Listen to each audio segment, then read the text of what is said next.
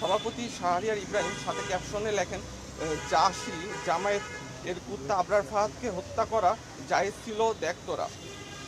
এবং উক্ত পোস্টের কমেন্ট বক্সে জনৈক ব্যক্তি, মূলত বার্তাবাজারের পোস্টটির কমেন্ট বক্সে নওয়াজ হুসাইন ফারদিন নামক এক ব্যক্তি কমেন্ট করে লেখেন, ভাই গেছে যে পথে সেও এইটুকুই। যা বুয়েট শিক্ষার্থী ও আবরার ফাহাদের ছোট ভাই হিসাবে আমার নিকট অত্যন্ত অযাচিত, আপত্তিকর ও হুমকি স্বরূপ বলে বিবেচিত হয়। একই সাথে আমাকে ও আমার পরিবারকে জড়িয়ে অনলাইনে প্রাণনাশের হুমকি দেওয়া হচ্ছে। আমি এই সকল বিষয়ে অত্যন্ত উদ্বেগজনক পরিস্থিতির মধ্য দিয়ে যাচ্ছি এবং আমি ও আমার পরিবারের নিরাপত্তা নিয়ে আশঙ্কায় আছি। এই জন্যই মূলত আজকে আমরা একটা জেনারেল ডায়েরি করেছি শাহবাগ থানায়।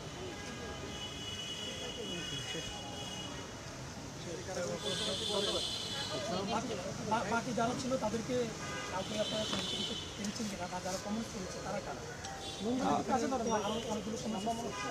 না, আসলে এই ক্ষেত্রে আসলে আমাদের পক্ষে তো আসলে মূলত আমি যখন জিনিসটা অলরেডি দেখছি, দেখার কিছুক্ষণ পরে মানে আমার যেহেতু সারাদিন ল্যাব ছিল, আমি যাই আসলে ফার্স্টে এটা ইনিশিয়ালি দেখার পরে আমি কিছুক্ষণ পরেই আর কি দেখা গেছে যে রাতের দিকে আমি টাইম পেয়েছি, তখন আর কি দেখছি যে আস্তে আস্তে পোস্টগুলো হচ্ছে তারা হয়তো অনেকে ডিলিট করেছে। আর সবার পরিচয় তো আসলে ওখানে অনেক কমেন্ট ছিল, অনেকে শেয়ার করছে, পার্সোনাল আইডি থেকেও করছে।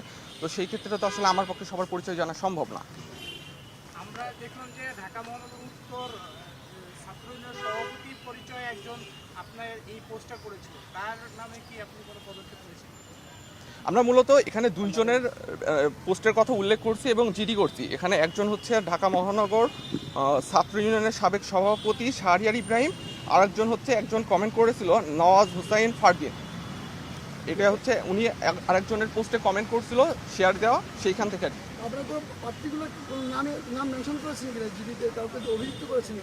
জি, এই দুইটা নামের কথাই বললাম, শাহরিয়ার ইব্রাহিম এবং নওয়াজ হুসাইন ফারদিন।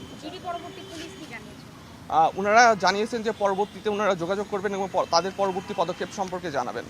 এই ঘটনায় আপনি আতঙ্কিত কিনা বা কোনো রকম? না, এটা তো অবশ্যই আতঙ্কিত হওয়ার মতো বিষয়। না, এখানে আসলে মূলত আশঙ্কার বিষয়টা হচ্ছে আপনার যে 6 বছর আগে মেরে ফেলা হয়েছে অলরেডি, তার জন্য মানে তার হত্যাকাণ্ডের জন্য 20 জনের ফাঁসির রায় আছে। তারপরেও যদি তার হত্যাকাণ্ডকে যদি বৈধতা দেওয়ার চেষ্টা করা হয়, আমি শুধুমাত্র আমার একটা ফেসবুক পোস্টের কারণে মানে আমার ভাইয়ের হত্যাকাণ্ড কিভাবে বৈধ হইতে পারে, মানে আমার মাথায় আসলে জিনিসটা কোনোভাবে আসে নাই।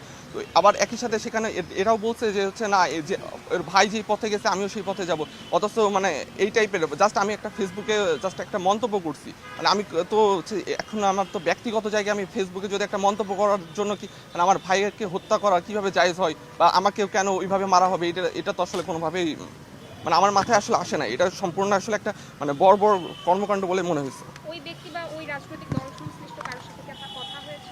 না, আমাদের সাথে আসলে আমি বলি সবসময় আমরা আসলে কখনোই সবসময় এই ধরনের ব্যাপারগুলো চেষ্টা করি যে কোনো রকমের রাজনৈতিক দল বা কারোর সাথে কোনো রকমের যোগাযোগ না করতে, এবং তাদের পক্ষ থেকে বা কেউ তো আমাদের পক্ষে সাথে যোগাযোগ করার চেষ্টাও করে নাই। আপনি এখন কি প্রত্যাশা করছেন? এখন মূলত দেখেন যে আবরার ফাহাদের মতো যে অতি শীঘ্রই মানে কয়েকদিন আগে স্বাধীনতা পদক পেয়েছে এবং যার হত্যাকাণ্ড খুবই আলোচিত একটা ঘটনা, এবং আমাদের যে বর্তমান যে প্রেক্ষাপট সেটাতেও আসলে অনেক এই ঘটনাটার অনেক প্রভাব ছিল। তাকেই যদি এখন আবার হত্যাকাণ্ডকে যদি বৈধতা দেওয়া হয়, তাইলে আসলে মানে জিনিসটা তো আসলে আমাদের সবার জন্য আসলে হুমকি। শুধুমাত্র যে আমার জন্য ব্যাপারটা এমন না, এই জন্য আসলে মূলত আমি নিজের জন্য আসলে হুমকি ফিল করছি, কারণ আমি নিজেও ঢাকাতে থাকি, একা থাকি, আমি হলে থাকি, অবস্থান করি। এখন তো সবসময় তো আসলে সাথে তো কেউ থাকে না, এই জন্যই আর কি। আচ্ছা ভাই, ধন্যবাদ আপনার আসার জন্য। সবাইকে।